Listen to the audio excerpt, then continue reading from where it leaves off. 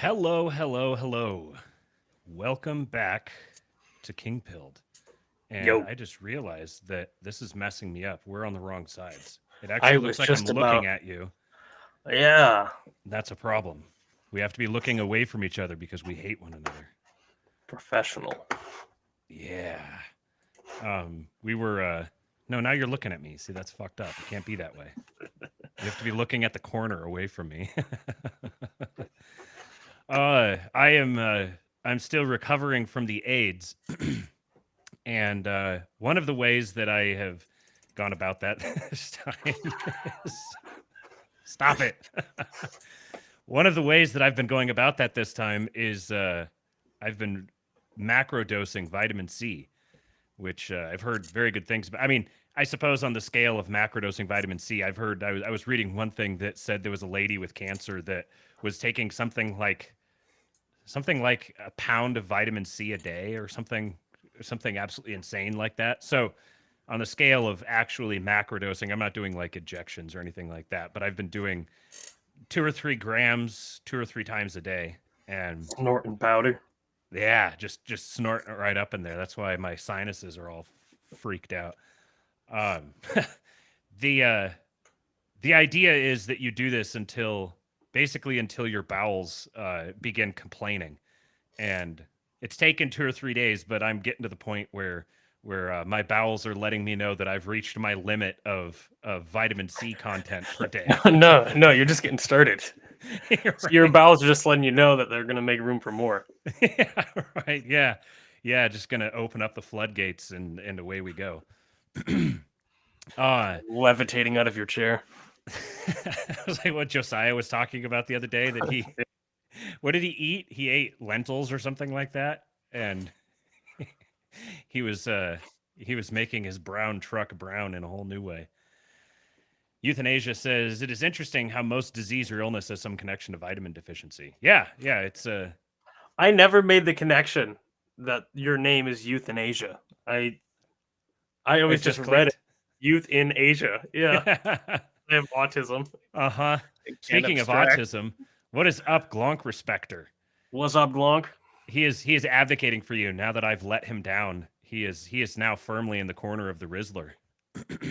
That's right. And as a result, because you let him down, we're gonna give him some shout outs once he gets his shit off the ground.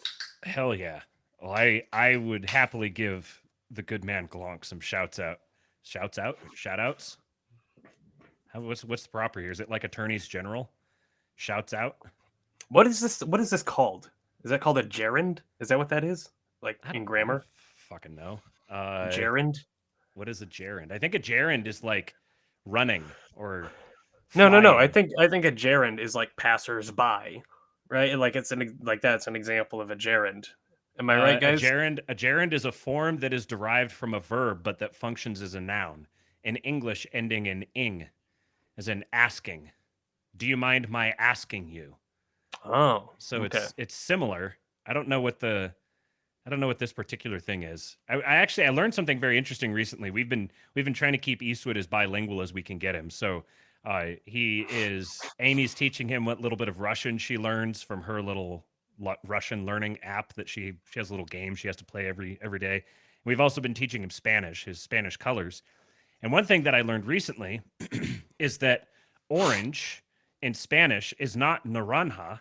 That's actually naranja means orange, like the fruit orange.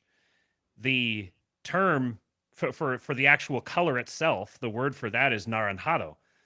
And the auto ending on, if you want to get real grammar nerd here, so the suffix auto is I think it's the past participle or something like that.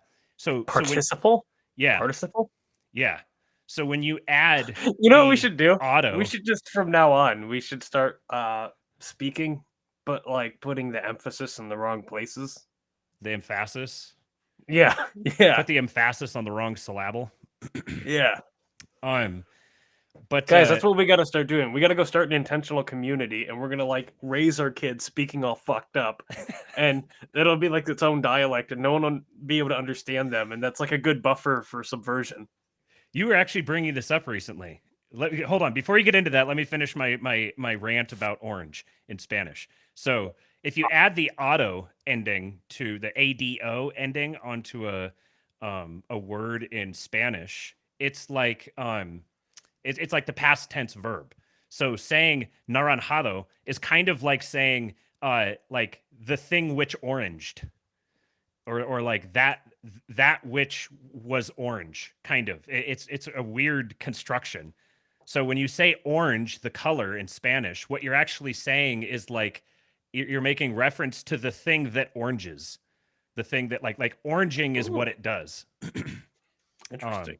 Yeah, this is I randomly, I think this is an Erickson thing. My whole family will randomly get bogged down in weird little grammar I don't know, interstices. Anyways, you had this interesting thought you were sharing with me the other day, and I was really busy and not paying a whole lot of attention while you were talking to me about it. But I actually found it very interesting. The idea of picking a particular language and using that as an in-group organizing tool. Yes, and I'll have to say that this isn't all me. This stems from a conversation had with a good old random username on one of my morning walks last week, Saturday morning, something like that. So we were trying to solve the problem of like, okay, you have an in-group, or you have an intentional community, and you have two waves. You have the forces of evil, coming from kind of two sides. You have like for the forces of subversion, you can have like the intentional subversion, which is like, you know, our overlords send in their change agents or whatever, or they, lawfare you into oblivion or whatever. And then you have the other form of subversion, which is more organic, which is just when you have any kind of community that starts doing well and is prosperous and successful, even if you're not, well, I don't know, a threat to the regime per se or something, and they're not, the Eye of Sauron isn't on you, you're naturally going to draw the riffraff into your community because they're going to want to come in with their hands out and start leeching. So I was like, okay, how do you keep what is a good way? This is the problem we were trying to solve. Is how do you deal with that? How do you keep the bad actors out, and then how do you keep the riffraff out, the undesirables? And the solution that we settled on, which I don't think is actually all that bad a solution, is, and we kind of pulled together several different threads to come to this conclusion. But one example would be like, okay, so the Amish. The Amish, for example, they have their like Pennsylvania Dutch, whatever, dialect of German that they all speak. It's their first language. No,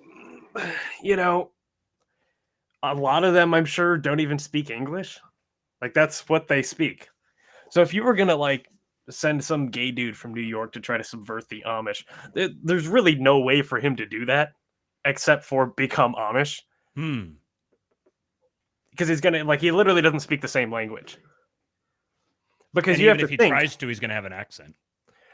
right, and not even to say like the accent thing is a problem per se, but you have to think like the people who grew up speaking this particular dialect that's really kind of narrow in scope compared to like modern German or something like that. Yeah, maybe they learn English or they speak English for engaging with the heathen, but they don't think in English. They think in their particular brand of whatever dialect. So I was thinking, or rather, we were thinking, what would be a good, like, let's say, here's how you solve that problem. That problem of like subversion is you just pick a language. You pick a language. You start your intentional community, pick a language. And because it's your second language, that's already going to lend itself, because you're an American speaking a new language, it's already going to kind of lend itself to beginning like its own little dialect. But you raise your kids speaking that language. Everything in the city, because what is the one thing that you can still discriminate on the basis of in this country? Language. It's the only thing, really, because there's no official language in America, because that would be mean to the minorities. So use the regime's foibles against them, pick a language, make yourself like willingly a minority on the language front, and you can actually discriminate against who you hire, who you allow to live here. You put everything, all the signs, everything is in that language. All of the town correspondence, official, everything is done in that language. You raise your kids in that language, and you can pick a language that is already kind of devoid of all the gay media, or you can intentionally kind of strip it down. So, like, for example, I guarantee the Amish in that Pennsylvania Dutch thing, I'm sure they don't have a word for heteronormative, or, you know what I mean? Hmm. So, like, if your kid is growing up speaking this as a language, there isn't even a word for that concept. So they're not like, they're already, let's say they do learn English and then they do experience, they come across this sort of language, this gay language for all these like abstract freaking communist concepts or whatever. They're not going to have they're not going to have all the requisite like indoctrination necessary to be able to grapple with that. They're just going to experience it as foreign, and that'll naturally kind of trip the inert xenophobia filter. You see? So it's already going to be kind of weird. So they're going to be resistant. That right there is kind of a baked in resistance. Furthermore, you could pick a language that, so you know how like you have like kind of sister cities between like, okay, you have like home country back in Europe, or and you know a bunch of unwashed migrants come from various Europe or fucking countries, and then they start their community here, and you have frickin' Frankenmuth, Michigan, and that's the sister city to Frankenmuth, Germany, or wherever.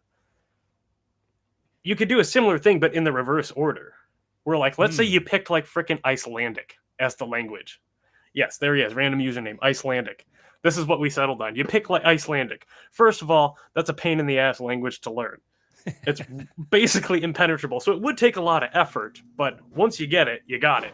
And that right there just makes it even harder for the subversives to be able to come in, because like now I got to learn Icelandic. So you pick like Iceland just got their first synagogue recently, didn't they?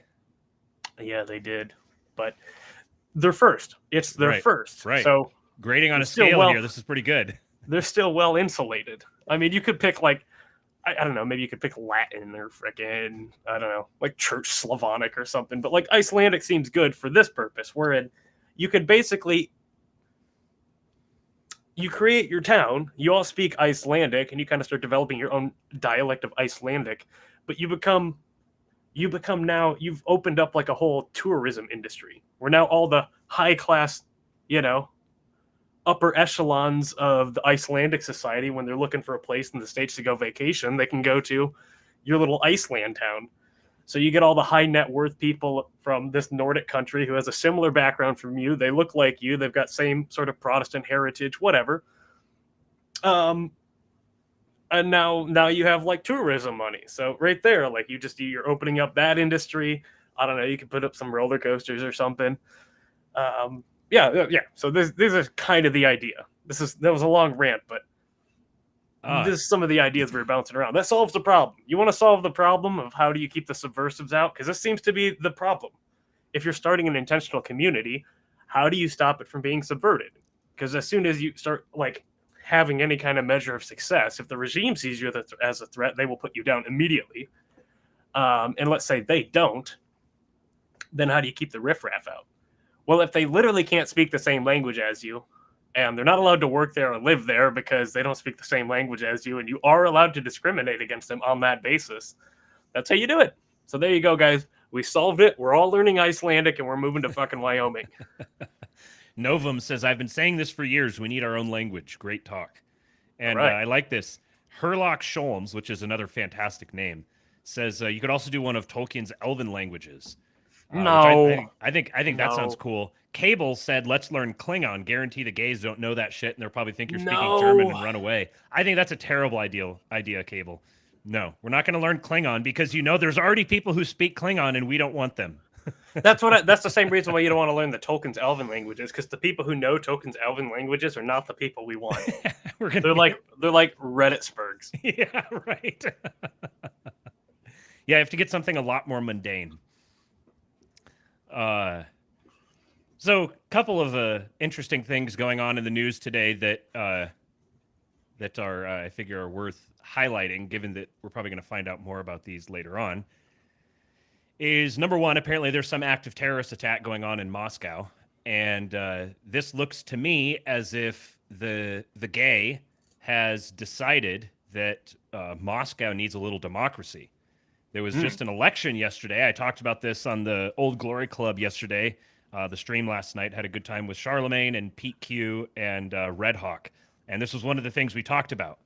Putler himself has won another election, and he got interestingly. Wow, really? He got 87% of the vote. He had 3 challengers, and he took 87% of the vote. Didn't we hear about an election just recently where the autocratic leader of the country democratically won 87% of his vote? Do you remember? El Salvador? Yes, indeed. This is that interesting. Just an interesting little synchronicity there. So apparently, this is insufficiently democratic. And one of the guys, I apologize now, I can't remember exactly who it was, but one of the guys on the stream yesterday said that it's interesting. It might have been Charlemagne. He said it's interesting that you see this, like winning too much of a percentage of the vote somehow means that it's not democratic. So democratic fundamentally means that you have 2 approximately equivalent powers constantly duking it out. That's the symbol of it being democratic. For example, I think it was Nixon, he said, won like 61% of the vote. So 61% to 87%, this is apparently is the threshold. Somewhere in there is the threshold where it goes from being democratic to non-democratic. The people can't be too happy with the existing state of things. They can't overwhelmingly vote for a continuation of the existing trajectory, or it is therefore non-democratic. So apparently, Russia here is getting a little taste of democracy. 5 gunmen wearing camouflage entered the Crocus City Hall music venue. The U.S. and other European nations warned of an imminent terrorist attack in Moscow about 2 weeks ago. Huh. Wow, the U.S. and other European nations knew that there was going to be a terrorist attack in Moscow. I wonder how they knew that. Hundreds wounded, 40 killed, number expected to rise.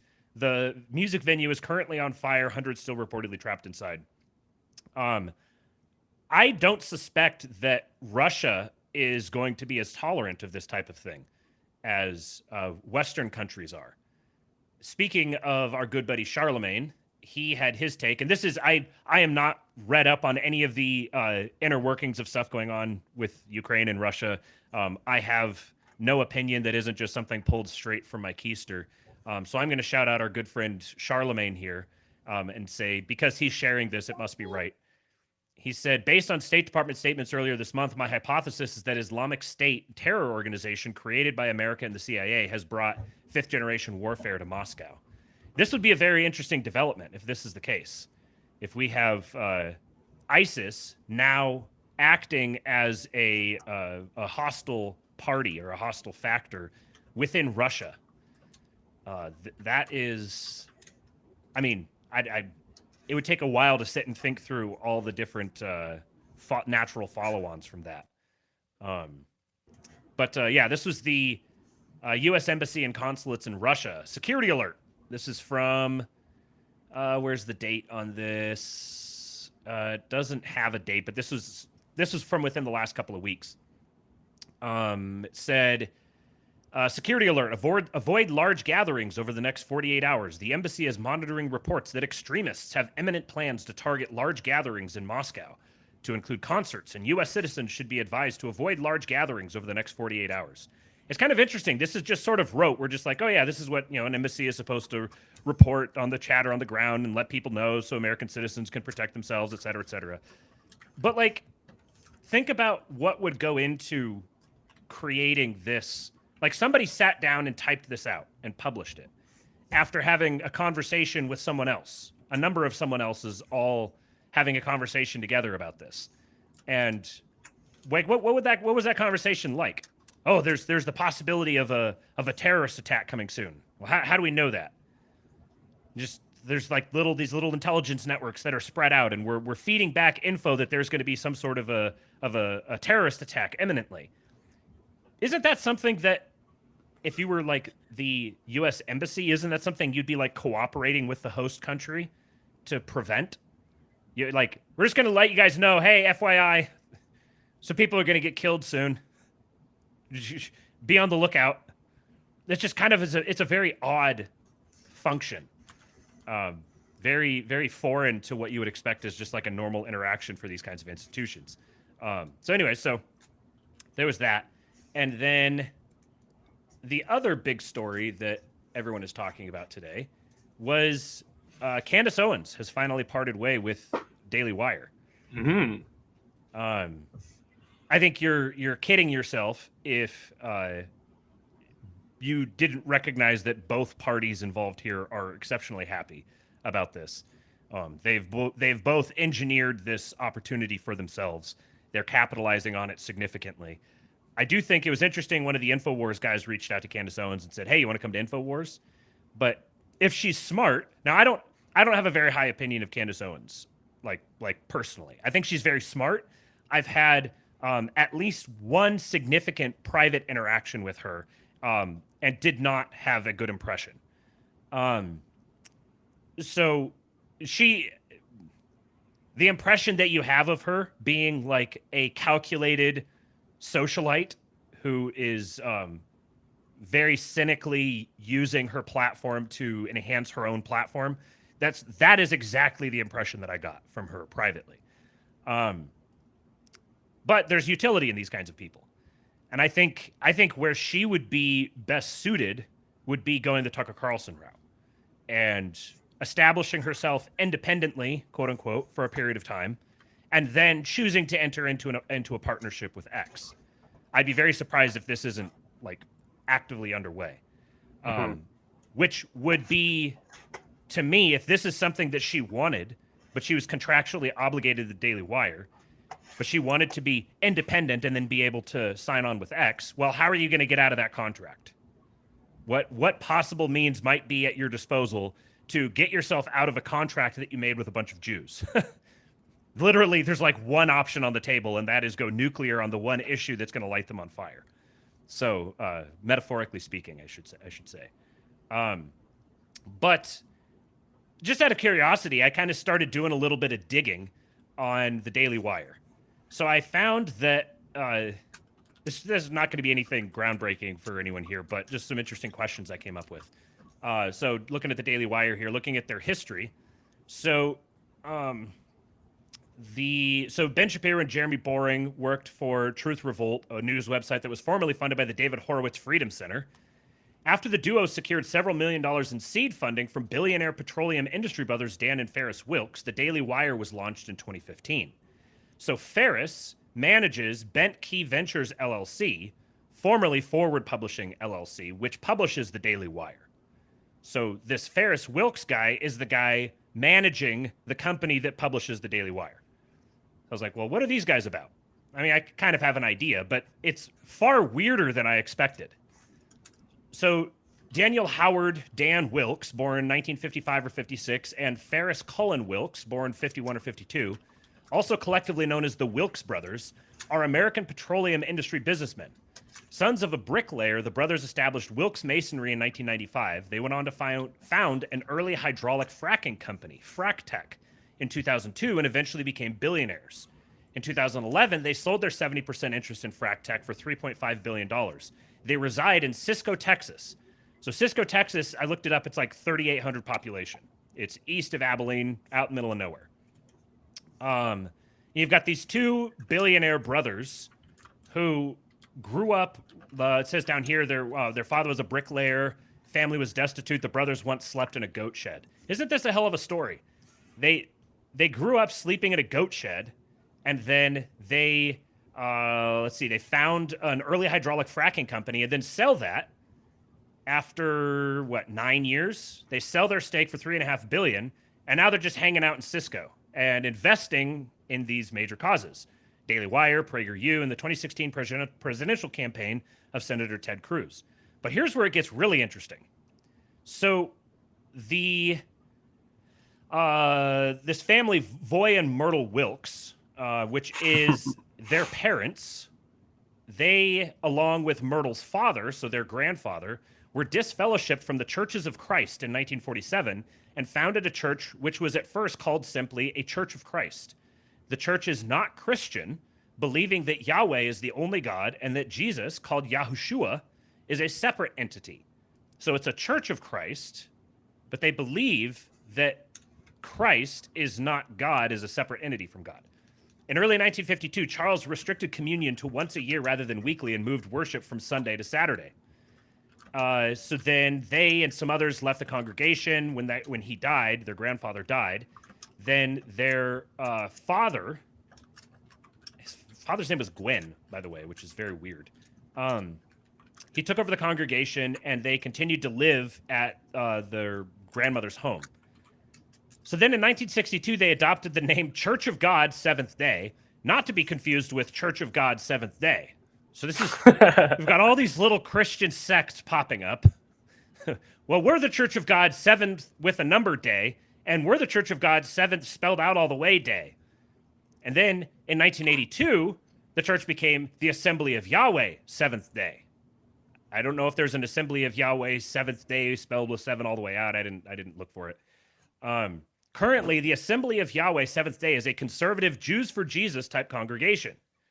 So they're basically like Messianic Jews, kind of. It teaches that the true religion is Jewish, not a Gentile religion, and its members celebrate the Old Testament holidays rather than those related to the New Testament. They consider the Old Testament historically and scientifically accurate. They consider homosexuality and abortion to be crimes.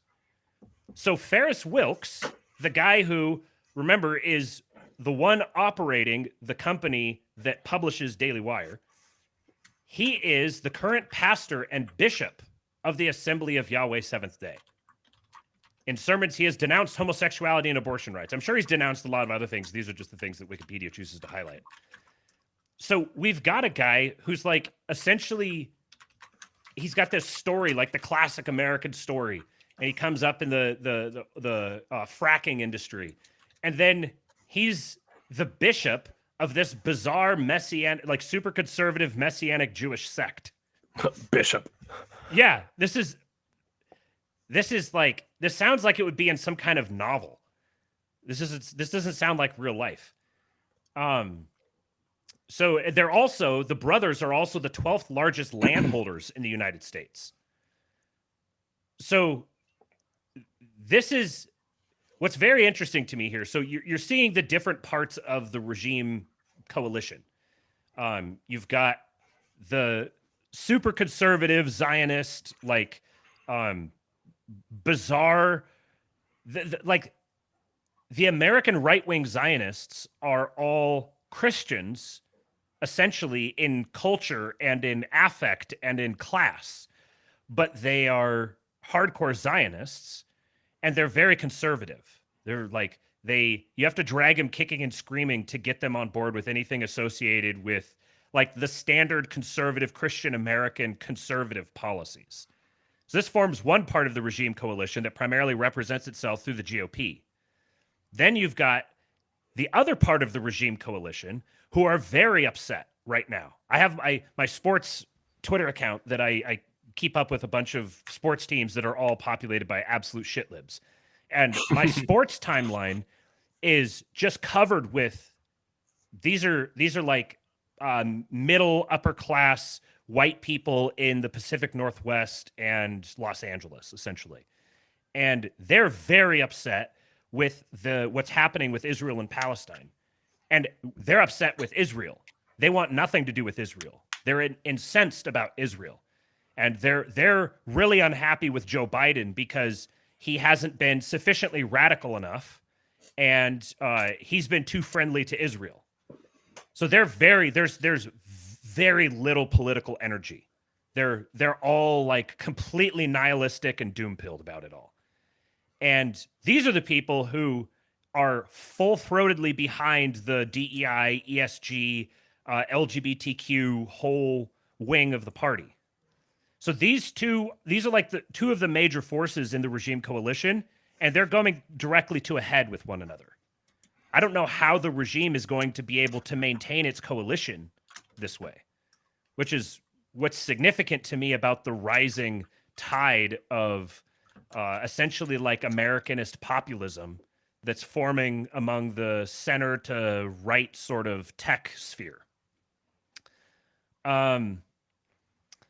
So the other interesting thing was I looked up and saw several months ago, Daily Wire announced their subscriber base. They have 600,000 subscribers. So I went to see what their memberships are. And because I'm kind of curious to like, okay, what sort of revenue are they generating here? So this is their memberships. You could use the code for 20% off your annual membership. So the lowest level is $10 a month. Then they have $15 a month, or you can get the all access, which is $17 a month. So my guess is that their average subscriber is somewhere between $12 and $13 a month. That would be my guesstimate. And 600,000 subscribers at 12 or 13 bucks per subscriber per month is something like $7.2 million, somewhere in that vicinity. So we'd probably say between $5 and $10 million a month based on their direct subscriber revenue. So they've built a mammoth operation. Fight the left. Subscribe to the Daily Wire. Right. Yeah. And then obviously they're getting into they've got their whole Bent Key Ventures, which is doing like children's media and this sort of thing. The way that they're able to do this is because they have patrons. They're the layer beneath the patrons. The patrons are the ones who are enabling them to be in the position where they can accumulate a subscriber base like this. Because you couldn't organically accumulate a subscriber base like this in this sort of a way. The only way you would be able to do it is with funding to do it. Now, to me, I see this and I'm like, this is what we need. We need to build this sort of, maybe not directly this kind of thing, but come up with ways to funnel those monies our direction. I think the time has never been riper for that.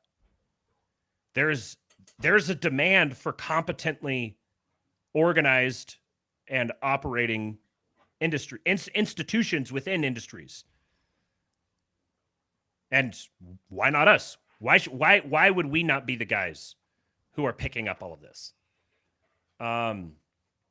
There was something else. I just wanted to highlight this story here before got a couple videos to share with you guys. Jacob the Fool says Daily Wire made over $100 million in 2022. So over $100 million, if you say, so something like $5 million, $5 to $7 million monthly puts you at 60 to 72 million yearly from the subscribers. And so then I would guess that that remainder is made up in production contracts and working with different film studios and that sort of thing. I wonder if I know they had those movies. They were terrible, like Gina Carano movies. I wonder how profitable those were. I'm sure they were. The quality of the movie would have no bearing on its revenue generation capacity because there are entire audiences full of credulous boomers out there who will just throw money at causes like this. Any cause that claims to represent them. Yeah. And is it Pure Flicks, or you ever watch those like hokey Christian movies that really suck? Yeah, like Focus on the Family movies and stuff. Yeah, they're really horrible, but they do really well. Yeah, I remember growing up that way, and it was like, hey, look, here's this little piece of culture that we can have. Who cares if it's shitty? It's ours. Thank you for the crumb off of the master's table. Yeah, no kidding. So this is just to keep this sort of thing on your radar. Trump's team is slashing Republican National Committee staff amid takeover. So there are two new, Ronna McDaniel is out. I just saw today that she has got a contributor role on NBC now. So the former GOP chair is now a contributor for NBC. And the takeover was now been executed by the Trump team. So MAGA is essentially fully in control of the GOP, for better or for worse. And there is now co-chairs, which I think is very interesting. One of the chairs is Lara Trump, and the other one is Michael Whatley, he came from North Carolina. I can't remember if he was governor or senator or something like that. He was in North Carolina. He was involved with the Trump team as they were navigating 2021. He was one of the people in their who was essentially pushing the Trump angle of having the states recertified and everything. So it's interesting, number one, that they would split this into two different roles, given that I have an expectation, I guess, that they're going to run it competently, whatever they do. I don't know if they're going to do good things competently or bad things competently. It's probably going to be a good combination of the two. But so they went in and they fired 60 people, including senior staff in the political data and communications departments inside the Washington headquarters. The cuts also included staff that ran the committee's celebrated community centers, which were focused on building relationships with minority groups in some Democratic-leaning states. So I don't know if they're cutting people who were building relationships with minority groups in some Democratic-leaning states. Are they replacing that effort, or are they just getting rid of that effort? Like, this isn't something that's worth our time. It's not worth trying to scrape away, inner city black voters or something like that to try to do what we need to do. Those aren't our people. It doesn't say whether they're completely eliminating those efforts or they're replacing them with something else. Also, we had the episode we did a few months ago where we talked about the role of a presidential campaign in the current age, essentially as a gigantic data gathering operation, because there's basically nothing else that you get that many different people mobilized into one specific thing, pushing their data through one specific thing. So all of the data gathering apparatuses are all glommed onto presidential campaigns working for them, because the presidential campaign wants that data. They want to be able to evaluate messaging and look for trends and figure out what demographics are showing up and all that sort of thing. So there's a natural made partnership there. This is what Michael Bloomberg's campaign was, essentially just a front for a gigantic data gathering operation. He even set up his own social media marketing company that everything funneled through, and it ran for a little while and then folded.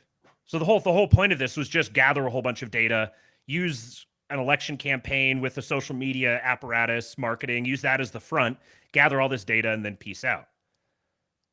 So my expectation is, if it's specifically highlighting that it was senior staff in political data and communications departments, this is a new group of people who wants access to this data and didn't have access to it before. Who is that group of people? I don't know. But there seems like there's a fairly short list that would have the wherewithal to be able to execute a takeover like this, but also not have access to that data and need to put their own people in there to be able to gather and use that data. And then one other guy I wanted to highlight here is I don't know what this guy's story is. It's very interesting. Representative Mike Collins, the Georgian 10th District. He is... I find it really hard to believe that this guy is running his own social media account, because what are some examples of some of the stuff that he has tweeted lately? Like this one here. Marjorie Taylor Greene, once she submitted a proposal to vacate the speakership from Mike Johnson today. So this guy says, "I sure hope nobody vacates the speaker again. Marjorie Taylor Greene."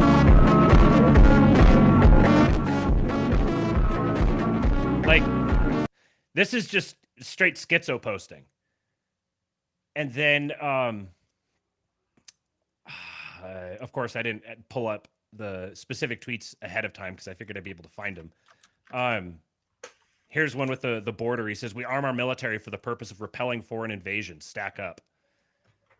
Hamas, big mad. He's had some really edgy ones, and I should have pulled them up ahead of time. I'll bring them for another episode. Here's one with Daniel Penny, the guy, former Marine Daniel Penny, to stand trial in October for choking homeless man to death on NYC subway. He says, "We need more layoffs for headline writers." This guy knows the issue. Whoever's running his account knows the issues to highlight and really pushes a lot of boundaries with some of the stuff that he tweets. There's been stuff that he's tweeted. I think he had one that was actually flagged by Twitter for hate speech and like you couldn't engage with it. You had to go to his profile to see it. But anyway, so like, I want to know who's behind this guy. Who's running this type of operation? You've got a congressman in there who speaks our language. He speaks the language of online right-wing schizos. And is this like, is this the congressman himself is like tapped in, or is he just being managed by an office full of guys who are like this? Kate J says, "Can the person running Mike Collins' account take over for Michaela Peterson's dad's account?" Yeah, no kidding. Jordan Peterson needs to Michaela Peterson's eat dad. some honey. Yeah, right. Michaela Peterson's dad needs to eat some honey. The apple juice gave me the worst sense of existential dread. I couldn't sleep for a month.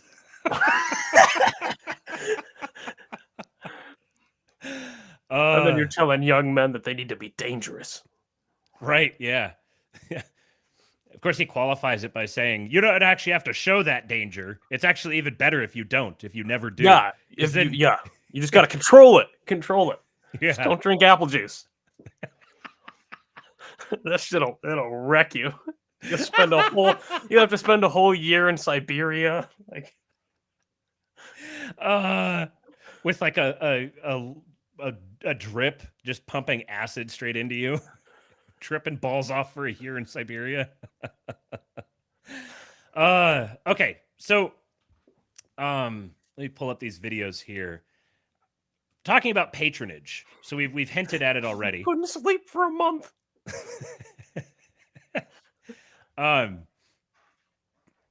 was thinking about this subject of patronage. I've been thinking about this for a while, that, there's the conservative wing of the country has been identified for a really long time with going to war with the idea of Gibbs, that there can be no Gibbs. You gotta pull yourself up by your bootstraps and get to work, and no handouts. There is no such thing as a free lunch. And in a democratic society, trying to mobilize a political movement around that premise is like fundamentally self-defeating. Because what's naturally going to happen is that the person who offers one more Gibbs than you is going to beat you. So if you become identified with the cultural milieu that does not want to participate in this system of Gibbs, then you're just going to be pushed out. And the entire system is going to follow those who do. So what we need is a network of institutions that are focused around the idea of generating right-coded Gibbs. So Gibbs that are coded toward right-wing ideals. So, for example, I wrote several of these down earlier in a tweet, and then I posted in the Peanut Gallery in the King Pill Discord. You can join if you want to, if you go to kingpill.com. Anybody at the King tier or higher has access to the Peanut Gallery. We'll drop the link here for anyone who wants to jump on the panel here in a little bit. But some of the ideas I came up with were paying for relocation costs out of blue states. You've got a lot of young families or people who are kind of in a tough economic state, and they want to get out of this area. Maybe they want to be able to raise their kids without having to worry about having CPS called on them or that sort of thing. And being able to provide a budget where there's grants for specific people. You have to apply and qualify for a grant to get relocation assistance. Another one would be grants for young two-parent households, incentivizing both marriage and having children. So if you're a young two-person household, then you can apply for specific grants to help you through particular periods. If you need to move, or if you need to, you're like the dad needs to be able to go to a trade school for a period of time or something like that. Another thing would be hiring or investing networks for our guys. So on one end, you have a hiring network where guys who want to be able to work for a company that isn't making them attend DEI trainings can apply. They can apply to jobs. There's a job board for them. And then on the flip side, guys who are starting companies and they want to hire people they can trust, they can access this job board. You connect these people. Start getting our guys to hire our guys and keep the capital spinning within our communities. And then I asked some of the other people. Kate J said training or apprenticeship to employment pipeline programs for those lacking real-world corporate experience and or academic credentials. I know some of these sorts of things are starting to be set up, but they need more time. They need more attention. They need more investment. Random username said funding local races. And then, then there's more talk about job stuff. We'll keep that stuff private for now. But this is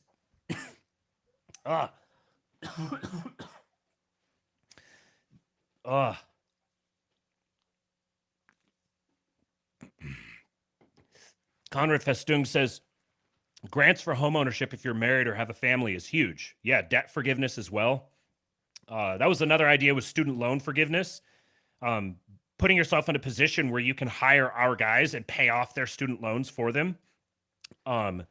And increase the economic potential of our people. This is the way we have to be thinking. We have to build our way out of this crisis. I've been talking about this PayPal mafia thing, and people have been saying trust the plan, and I'm saying no. It's the opposite. There is no plan. There's no plan to trust. We have to become our own plan. We have to build that plan. There's avenues, and I think the PayPal mafia phenomenon that we've talked about is it's if you're tracking what's happening, then you can see openings that may be coming, where we can facilitate the faster creation of these sorts of networks. I mean, really, we should have been doing this 8 years ago. But, Trump was on the rise and everything was fun. And we were, some of us were still retarded libertarians and kind of just thinking of, things are just going to kind of keep going on as they are. Busy memeing. What? Was busy making memes. Yeah, busy making memes. And I think this is good because the memes were what brought us together. The memes were what brought all of this theory and everything up to the surface, which redirected our focus, revealed the charades that were happening in front of us, and allowed us to see behind the curtain. But now we have to start profiting on that knowledge. We can't just be a network of people who know everything that's happening and are powerless to do anything about it, because that's just being a libertarian. Don't trust the plan, be the plan. This guy here in the chat, I've not seen you before there, dude. Pim Orosh? I don't know how to pronounce that. It looks Polish. These fake Polish names. The name rings a bell. I think I might have seen him on a Jim Bob stream before. Anyhow, Budweiser food stamps. I think that's a great idea. There should also be food stamps for like dip and and smokes. Yeah, why not? Buy votes. Yeah. That's literally the game. The votes are very cheap. Like food stamps for my cigars and sign me up. Right. Start doing stuff to make people like you. I mean, it's really pretty simple. What things could you do that would make people like you who aren't otherwise inclined to like you? Bring back flavored cigarettes. Yeah, Zen stamps. Yeah, right. Lower the smoking age back down to 18. Universal basic nicotine allotment. Everyone gets a basic nicotine allotment. So let's get on with it here. So, the Roman patronage system. So let me. This is from the Kings and Generals channel. Strongly recommend. We're gonna double time it through this video because we've been going a little while already. So sorry to those of you who listen afterwards extra fast. I'm putting it on 1.5, so it should still be listenable. You just have to be more like a real man and get closer to 2. Rome was one of the longest-lasting societies in the history of the world, arguably lasting for 2,206 years, from 753 BC with the founding of Rome to 1453 AD and the fall of Constantinople, with many of its institutions even lasting into the Constantinople. modern age. Confucius, the ancient Chinese philosopher, was once asked which single word was wisest to live his life by. He answered simply, reciprocity, doing unto others as you would have them do to you. It's interesting that doing unto others as you would have them do to you. The modern lib distortion of this phrasing has been treat Confucius. everyone equally.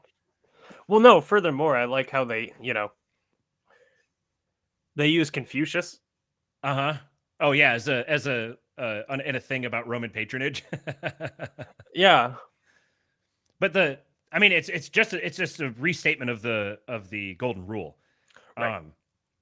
But what's interesting is the way that the lib mind interprets this is treat everyone the way you want them to treat you. So you use manner A to treat them because you want manner A done unto you.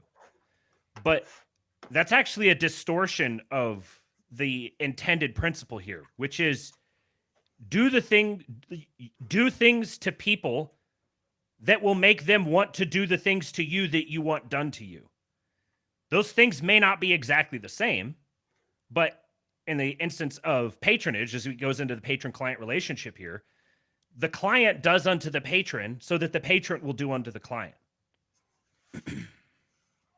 This would be one of the keystones of Roman life, and it was arguably the glue which bound Roman society together. What? I don't know why they didn't. Why didn't they go with I don't know, Aesop or someone? I mean, he was Greek, but that seems closer to Rome than Confucius. But whatever. Yeah. Together for hundreds of years. Welcome to our video on the institution of patronage in the Roman world. Like many things in Roman society, the origins of the fabled patron-client relationship began with the very earliest founder of the city, Romulus. The myths concerning those enigmatic days are likely just that, but they state that soon after the city's creation, Romulus distinguished between the more powerful members of society, the patricians, and those who were less powerful, the plebeians. The former were appointed to functions which would run society, such as priests, magistrates, and judges, while the latter were prohibited from this. They would perform the basest tasks, such as farming and trading.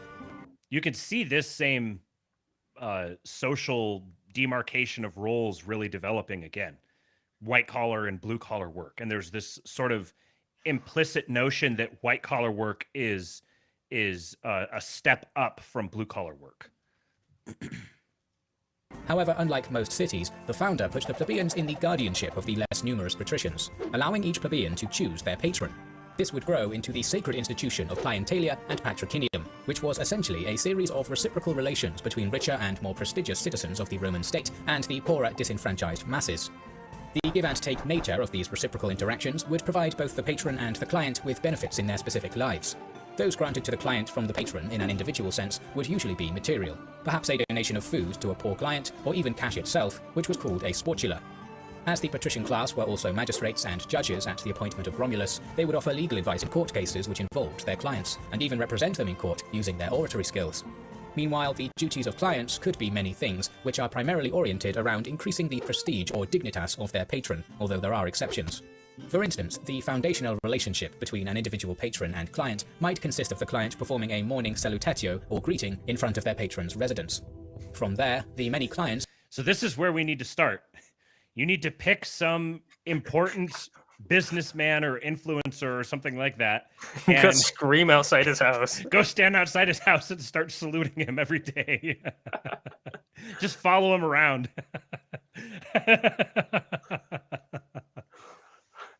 I'm just like, hey man, I got a lot of debt. Will you come represent me in court? Yeah. Their daily business, perhaps in the forum or the law courts. Regardless of their personal opinion. But like the point is, maybe there would be someone there. Maybe there would be someone who would, if this was like a social custom, maybe there would be someone who would be happy to represent you in court in return for you functioning as a client to them and representing their interests and developing this kind of relationship, which it's very close to like the employer-employee relationship, but it's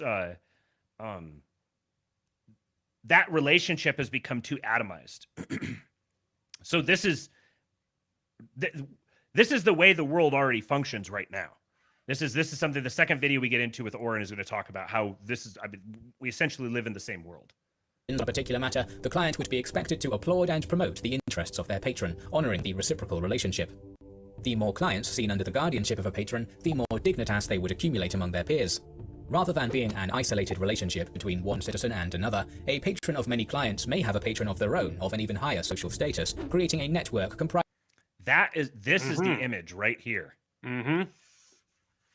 This is the network of patronage. What does that look like, Matt? Mm-hmm. Mm-hmm. Yes. This is why I got real interested when I saw this, because we've been talking about stuff very much related to this sort of thing. Developing these kinds of networks. You could have this sort of network function digitally. You can also have this sort of network function in meat space. You can build out little communities like this around patrons. What we need, though, is first of all, we need the people who are willing to be clients. And then we need the people who are willing and capable of being patrons to identify this phenomenon. There's a lot of sort of wandering, aimless, young, disaffected men who are inclined naturally to be right-wing, and many of whom are explicitly right-wing, but they're all just sort of drifting. We have to begin localizing ourselves together and then finding patrons who we can exchange with. We have something to offer them. They need our clienthood. They need clients, and we need patrons. And we can begin organizing ourselves this way. And the ability to do this digitally creates all kinds of different opportunities that haven't existed in the past. So you can actually build even more robust, decentralized patronage networks. So you're not locked into specific geographical constraints. You're not necessarily constrained by economic realities. All of these things can be built out in even more robust ways now than before. It just takes people intentionally doing it. Of many of these interlinkages. As the Republican period went on, the nature of the Roman patron-client relationship changed and expanded, being seen in many areas of life. Some examples of this enlargement of the client system will be shown now. Perhaps the most prominent and visible of these relations during the turbulent late Republican period was that of the conqueror and the kingdoms which were conquered. Instead of direct integration as a Roman province, Pompey initially installed client kings in those eastern regions subjugated during his command, such as Crimea, Armenia, and Judea. These kings would rally for their illustrious patron at the Battle of Pharsalus against Caesar in 48 BC. Caesar himself also functioned as the patron of Hispalis, modern-day Sevilla, where he gave many benefits and tax reductions to its citizens during his role as quaestor.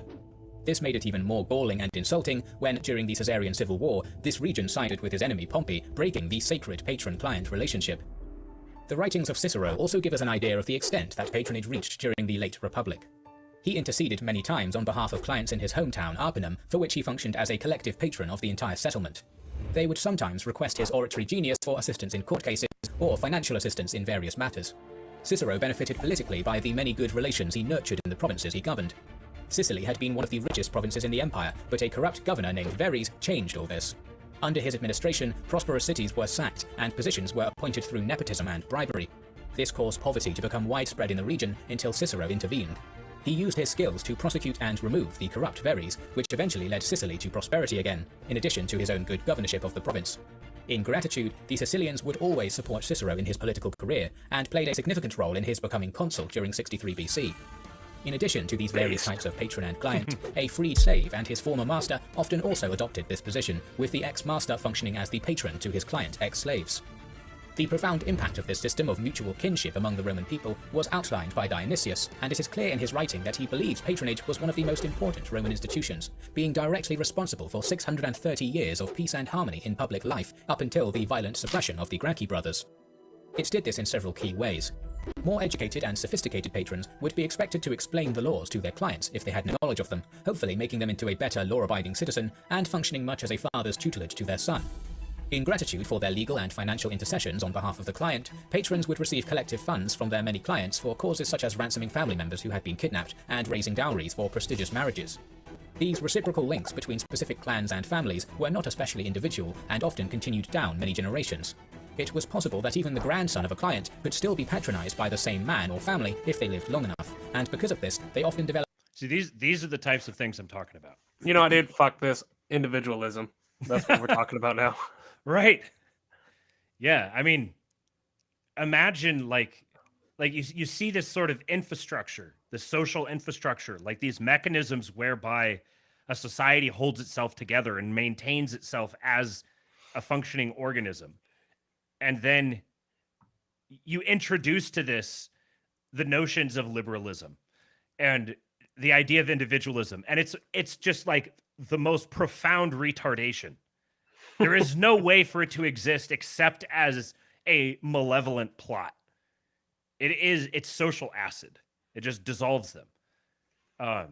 Doesn't this sound awesome? What? Doesn't this sound awesome? Yes. And this is what an emperor is. An emperor is just the man with whom patronage stops. He's the patron of all the patrons. In order to get that, you have to have this is the tension here between the one and the many here, where the one needs the many. The many need the one. They have to recognize that for each other. Got to have all that scaffolding in between. Right. This sort of thing can be built up. It can be intentionally built up. You don't need the sanction of the regime to start building this sort of thing. You just start building it. And the reality of the regime is just the facts on the ground that you're building around.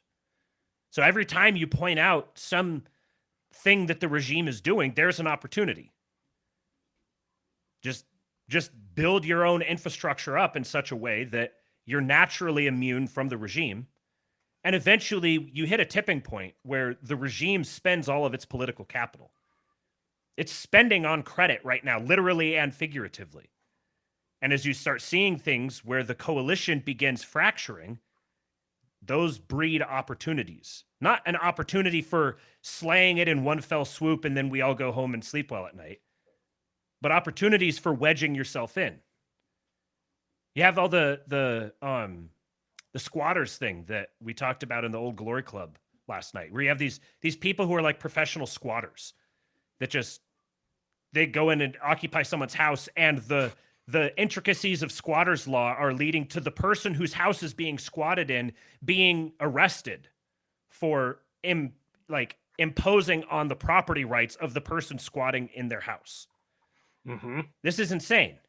This would be very, very easy to resolve, but it requires a patronage network that's willing to fund legal efforts, to be ready to represent.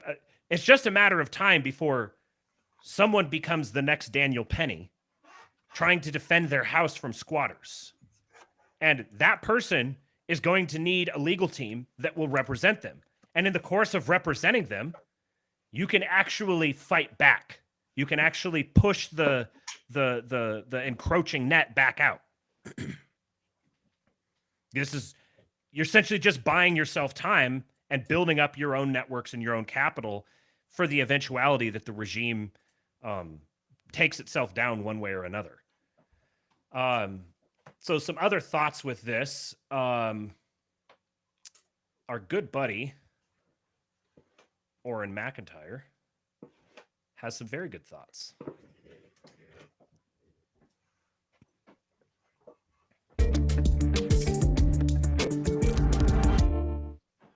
As the culture war rages, conservatives rush from issue to issue, chasing whatever the media dangles in front of them. Each time they come armed with facts and logic, well-constructed arguments designed to do battle in the marketplace of ideas, and yet Republicans continue to lose. The mainstream right has fully embraced the idea that in a democracy, political battles are about making the most logical case to win over the majority, but this is a terrible way to understand political loyalty. In a democracy, people lend their political support to those who will deliver benefits to themselves and their communities. Don't get me wrong, there are plenty of true believers on the left, but the reason they are so deeply invested in progressive ideology is that it delivers the goods. The political contest in the United States is asymmetrical for several reasons, but one of the most glaring is the way both sides approach the idea of patronage. Patronage is the most ancient and powerful bond of political organization. The patron provides protection, material rewards, and access to the client base, and the clients provide loyalty and support to their political patron. The left embraces this model and is proud of its ability to deliver for its clients. The right rejects this model as a violation of its principles, and thereby denies itself one of the most powerful tools with which to build power. When progressives identify another front in the civil rights revolution, they don't just see an opportunity to exploit identity and advance ideology, they see an opportunity to profit. From the redefinition of marriage to the redefinition of woman, each battle requires massive amounts of funding.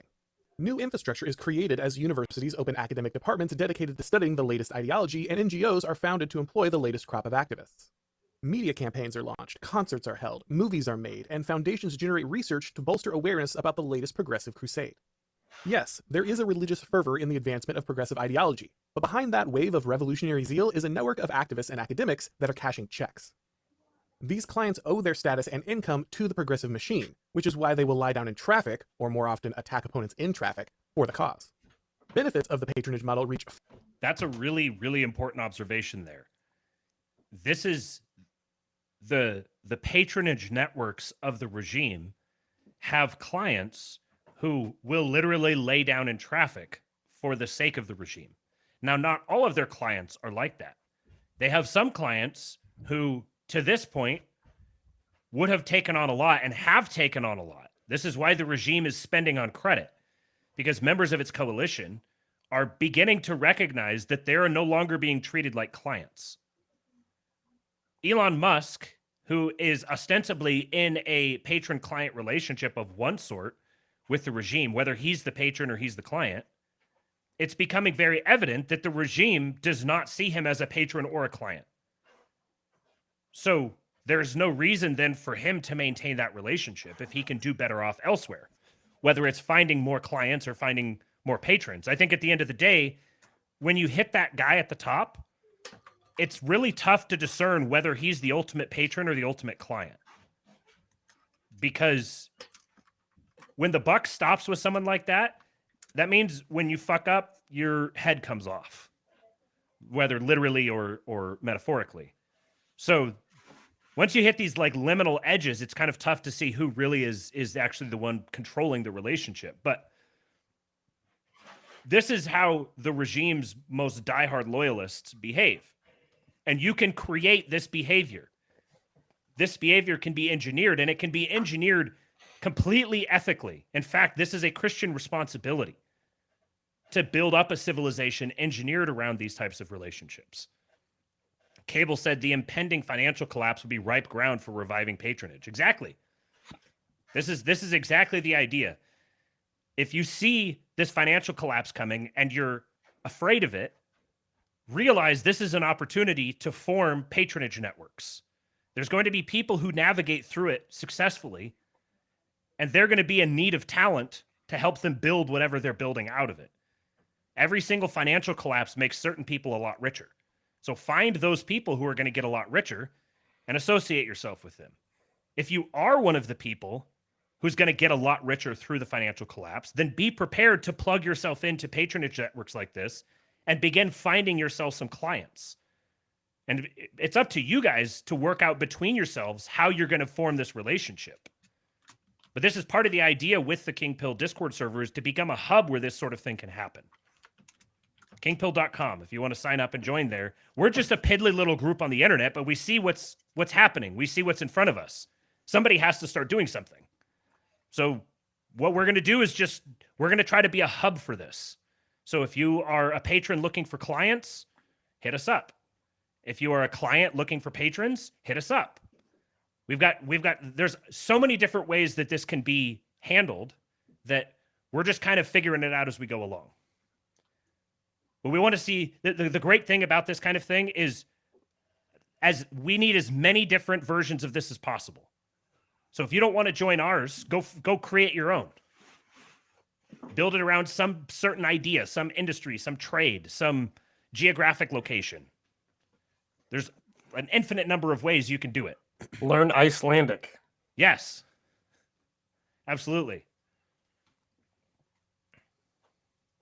Far beyond the activist class. The left has established a vast network through its capture of most public institutions, of which the most powerful is arguably the education system. Teachers' unions understand that the left keeps its leaders in power and its members employed. Due to this direct infusion of power and cash, unions are motivated to ensure that their members stay ideologically aligned. Public education is completely dominated by leftist, radicals, and progressive doctrines. Few conservatives can obtain a degree from a college of education while expressing their views, and any who manage to do so know that one ideological misstep in the classroom will mean the end of their career. As a result, leftist propaganda is present in almost everything a student hears, sees, and reads in class. Students are graded and promoted on their ability to reliably repeat progressive narratives. The left's investment in patronage ensures them the loyalty, not just of one generation of teachers, but of most students who will pass through the public education system itself. Government employees have an obvious incentive to seek the expansion of government power and bureaucracy. With the growth of government comes an increase in jobs, benefits, and status for public employees. An ideological commitment to government expansion allows the left to win the loyalty of most public sector employees, and politically motivated hiring follows, ensuring that those who make critical decisions inside of the federal bureaucracy are progressive loyalists. Key agencies like the State Department, FBI, and CIA become staffed by individuals who owe their status and livelihood to the Democratic Party, and it's this political patronage that builds the left's monolithic control of the deep state. Jacob the Fool says, learn Icelandic is the new learn to code. Yes. Get it going, folks. This completely lost my train of thought. What was he just saying? Oh, I remember. So this is the mechanism that they use. They pick their pet issues and they go after the pet demographics that they want. But there's plenty of demographics out there who have their own pet issues that are just begging to be pandered to. So, and plenty of them can be pandered to in very right-wing ways, like young families. And there's ways to pander to the boomers. If you hate the way that the boomers just throw their money away on stupid shit, then give them some stupid shit to throw their money away on. Yeah, not Gina Carano movies. Right, yeah.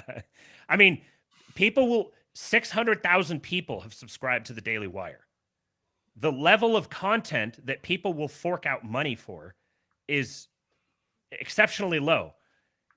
And with the video AI technology now, this is a big thing Random Username has been pumping for a while, that this technology is going to get good enough that you could make movies.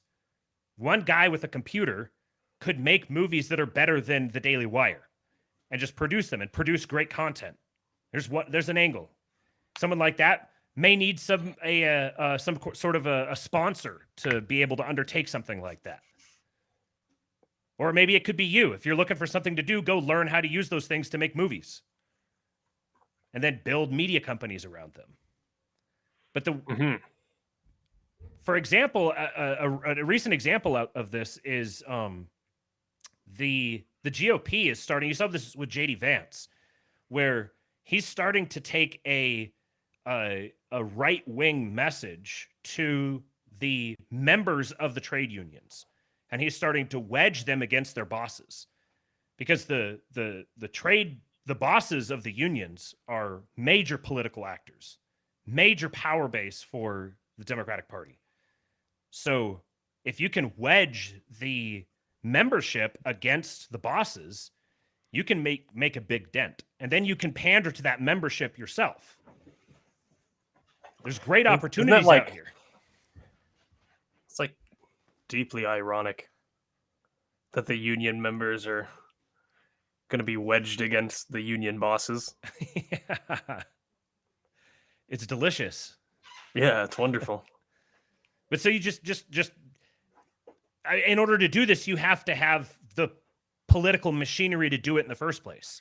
Some of that machinery already exists. Some of it has to be built. But I mean, what else are we going to do?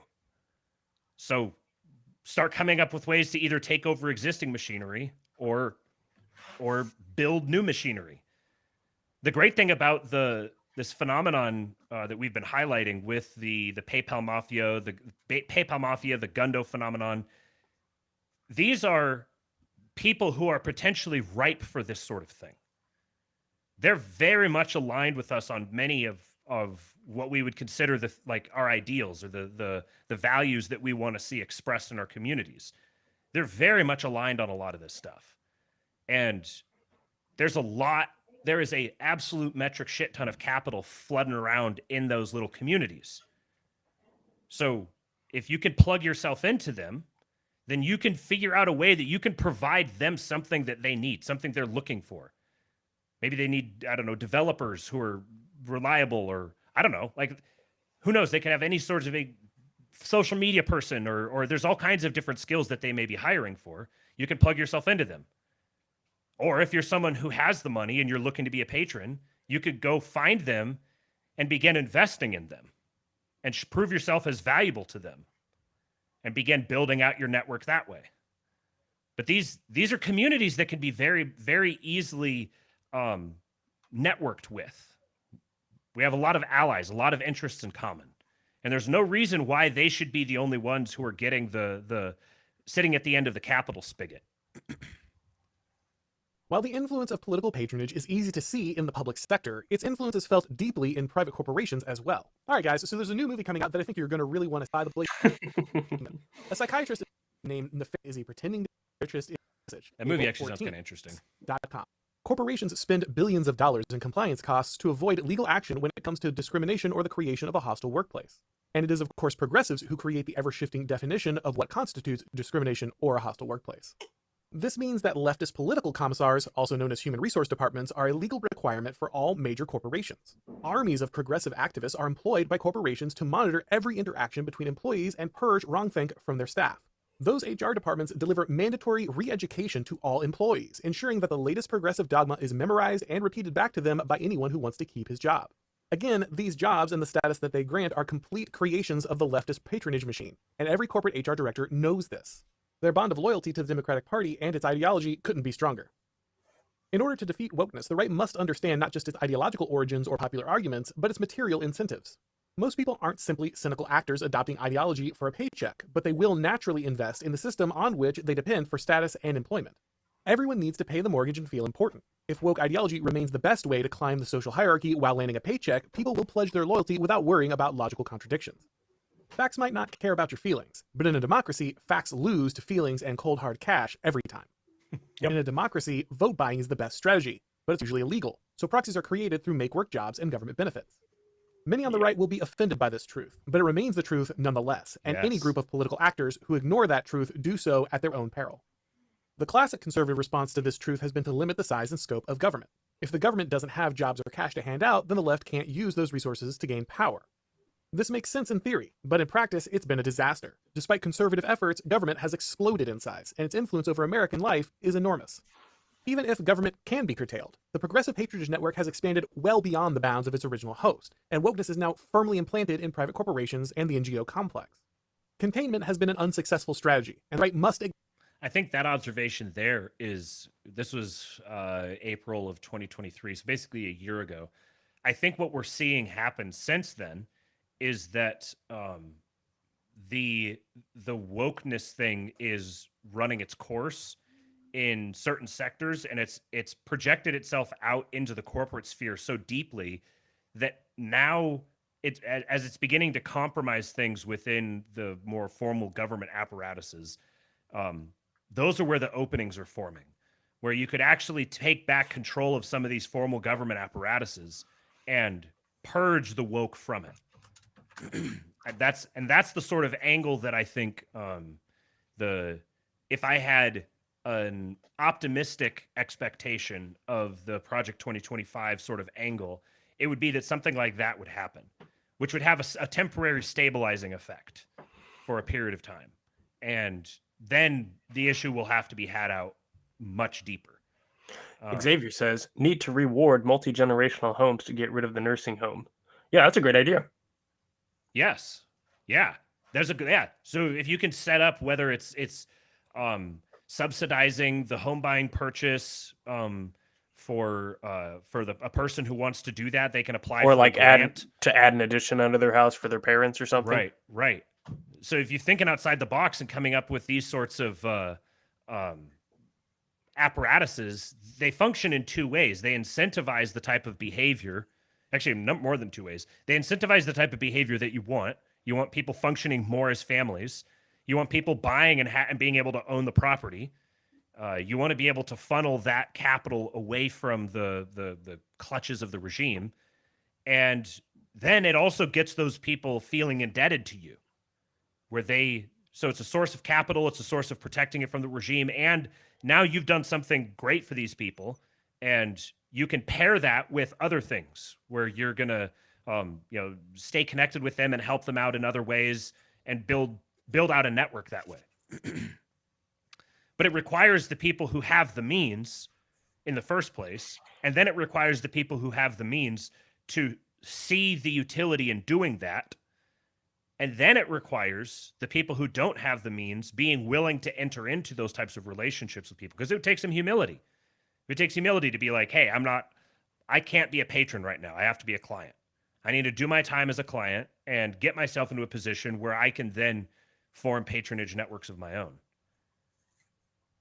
But I mean, what else are you going to do? The clock's ticking.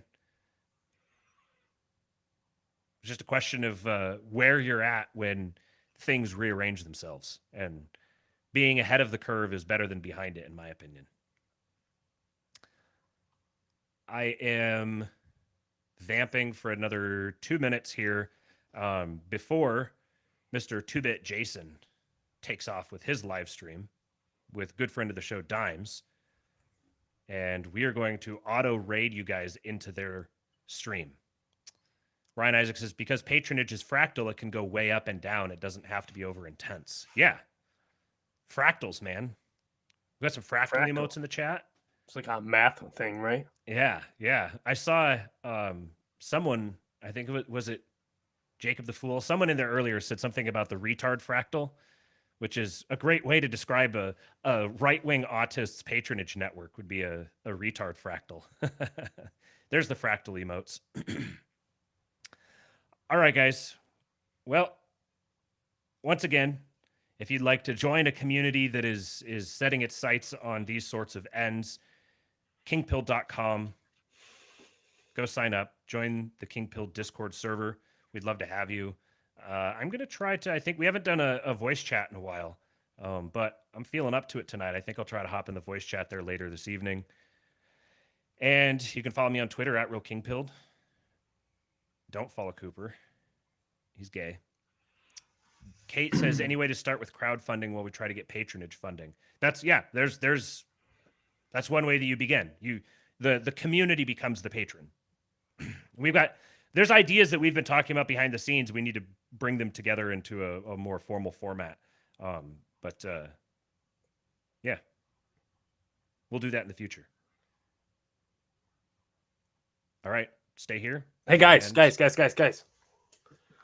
So I was thinking about doing like a sub podcast on the King Pilled show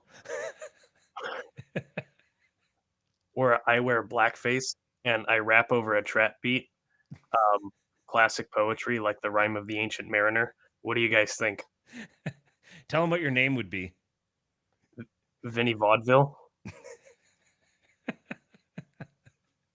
He just calls me up the other morning and says, hey, so I had an idea.